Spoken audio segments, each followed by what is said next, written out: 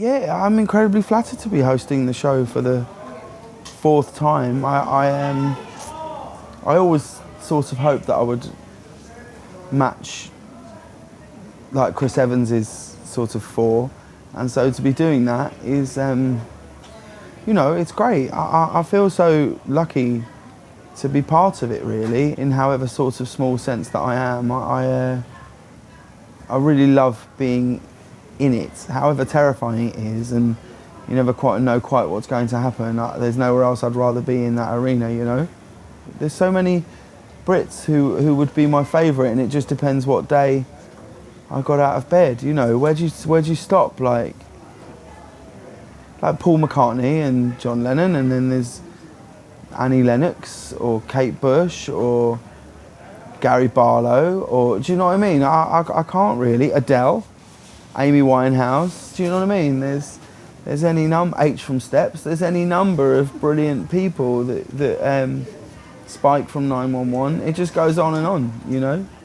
A Rush of Blood to the Head, the Coldplay album, had a real effect on me the first time I heard like that opening strands of that Politic song, and then In My Place and God Put a Smile Upon Your Face and things like that. That album changed a lot for me. But then in the same sense, so did like, and I don't even think it's that good an album, but the Libertines, their second album, the Libertines, like, I don't know. Whenever I think about British bands, or particular albums, you're just sort of transported to the place you were when you heard them, or who you fancied at the time, or where you might have been hanging out and things like that. So I know it's wet to say I don't have a favourite, but if I had to pick one, I couldn't do it now. I'd have to really go and have a long look.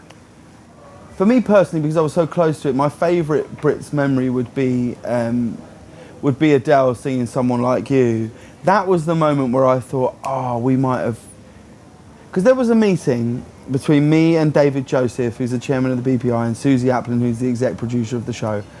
And we had a meeting, the three of us, and we, like the Three Musketeers, said, let's change the Brits. Let's make it not rubbish. But we didn't really know if we could pull it off. We didn't, because it had always been a room where no one ever listened or paid attention.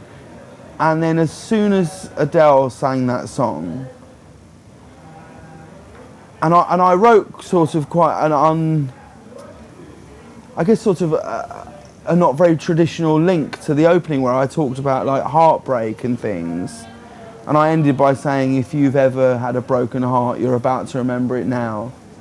And I was upstairs in another part of the arena, and I came down and walked in, and 20,000 people were just stopped and glued and listening to who I think is the best female solo artist on the planet, singing a standard that people are going to sing long after we're gone.